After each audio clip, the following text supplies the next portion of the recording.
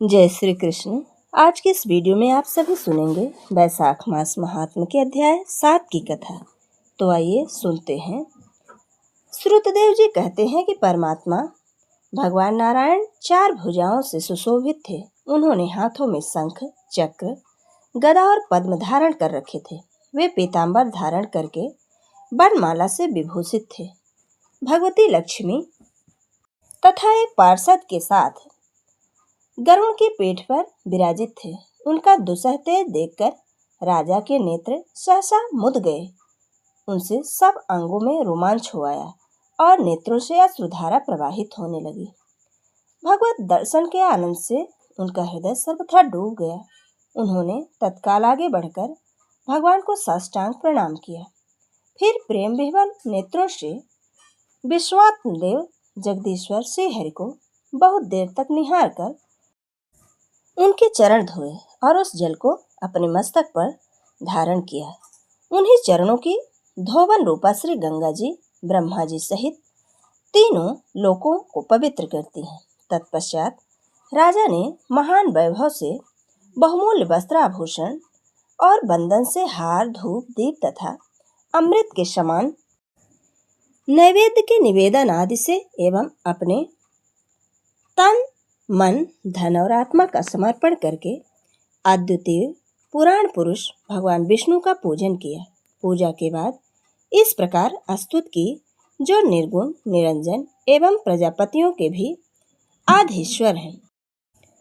ब्रह्मा आदि संपूर्ण देवता जिनका वंदन करते रहते हैं और उन परम पुरुष भगवान श्री हरि को मैं प्रणाम करता हूँ। शरणागतों की पापराज का नाश करने वाले आपके चरणारविंदों को परिपक्व योग वाले योगियों ने जो अपने हृदय में धारण किया है, यह उनके लिए बड़ी सौभाग्य की बात है। बढ़ी हुई भक्त के द्वारा अपने अंतःकरण तथा जीव भाव को भी आपके चरणों में ही चढ़ाकर वे योगी जन उन चरणों के चिंतन मात्र से आपके धाम को प्राप्त हुए हैं। विचित्र कर्म करने वाले आप स्वतंत्र परमेश्वर को नमस्कार है।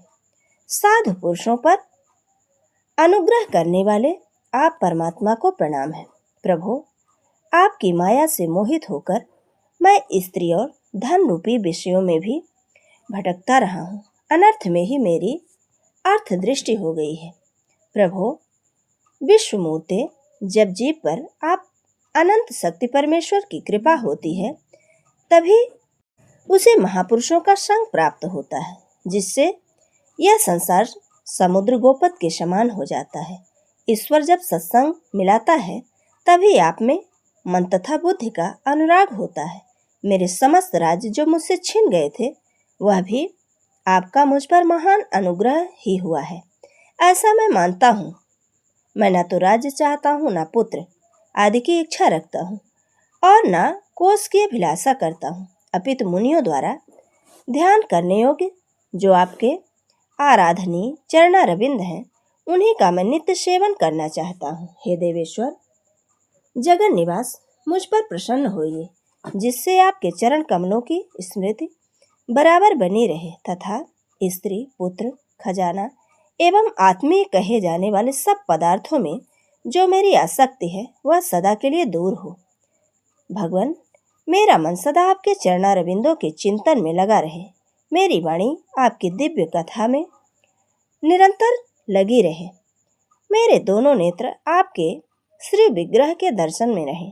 कान तथा मुख आपके श्रवण में तथा रसना आपके भोग लगाए हुए प्रसाद के आस्वादन में प्रवृत्त हो। हे प्रभु, मेरी नासिका आपके चरण कमलों तथा आपके भक्तजनों के गंध विलेपन आदि से सुगंध लेने में माहिर हो।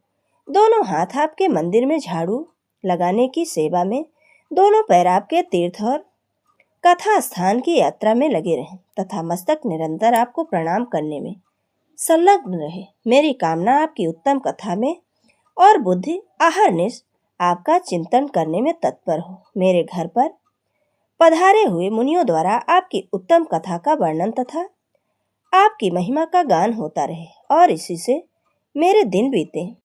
विष्णु, एक क्षण तथा आधे पल के लिए भी ऐसा प्रसंग न उपस्थित हो जो आपकी चर्चा से रहित हो।